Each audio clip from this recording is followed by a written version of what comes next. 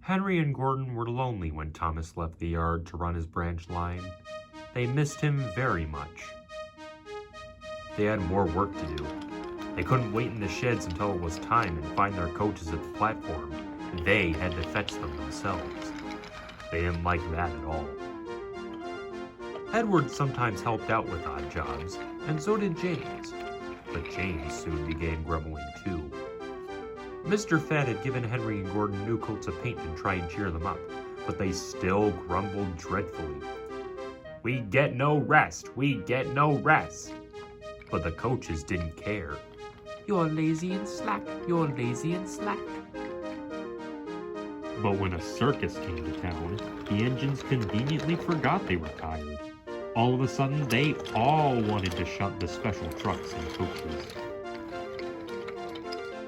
They were dreadfully jealous of James when Mr. Fat told him to pull the train when the circus went away.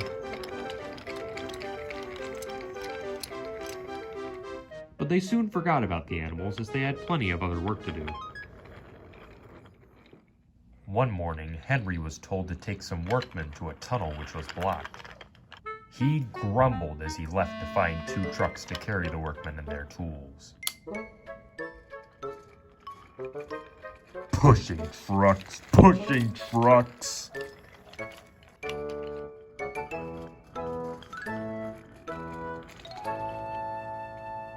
They stopped outside the tunnel and tried to look through it, but it was very dark.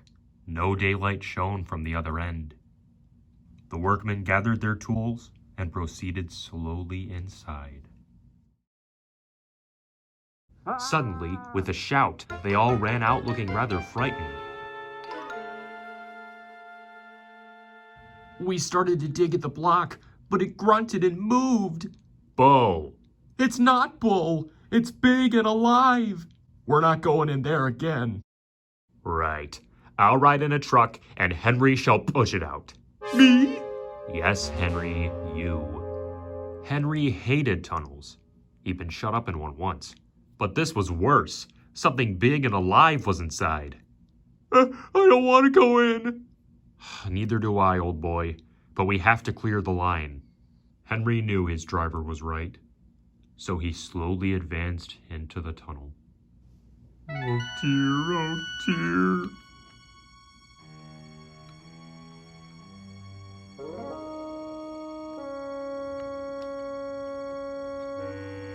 Suddenly, there was a loud bump. "Help! Help! We're going back!" Indeed they were, and slowly moving into the daylight came first Henry, then the trucks, and last of all, pushing hard and very cross, came a large elephant. "Well, I never did. It's an elephant from the circus." Henry's driver put on the brakes, while the fireman ran off to telephone for the keeper. The elephant stopped pushing and came towards the workmen. They offered him some sandwiches and cake, so he forgot he was cross and remembered he was hungry.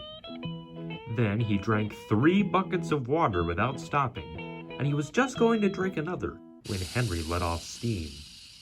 The elephant jumped, and he sprayed the water all over Henry by mistake. Poor Henry. At last the keeper came, and the workmen rode home happily in the trucks, laughing at their adventure. But Henry was very cross. "An elephant pushed me. An elephant pushed me." He was grumpy for the rest of the day, giving his coaches and his passengers an uncomfortable journey. In the sheds that night, Henry told Gordon and James all about the elephant. And I'm sorry to say that instead of laughing and telling him not to be silly, they felt sad for him. "You poor engine, you've been badly treated today.